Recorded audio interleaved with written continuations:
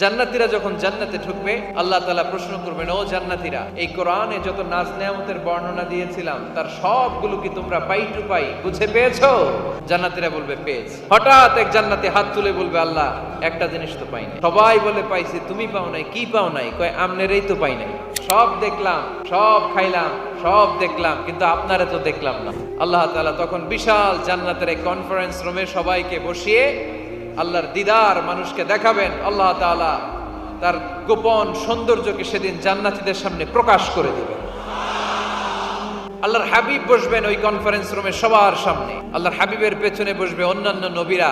ওই জান্নাতের কনফারেন্স রুমে আমরাও যেন বসার জায়গায় পাই, আল্লাহ তুমি তৌফিক দিয়ে দিও। আল্লাহ তাআলা অনেকগুলো নূরের পর্দার পেছন থেকে নূরের ঝলকানি মারবে। আল্লাহ তাআলা সৌন্দর্যের বা নূরের ঝলকানির এক আলোকচ্ছটা জান্নাতীদের সামনে তুলে ধরবেন এক মুহূর্তের জন্য। কয় মুহূর্ত? আলোকচ্ছটা দিয়েই আবার নাই, আবার সরায় ফেলবেন। ওই এক মুহূর্ত দেখে জান্নাতীরা পাগল হয়ে যাবে।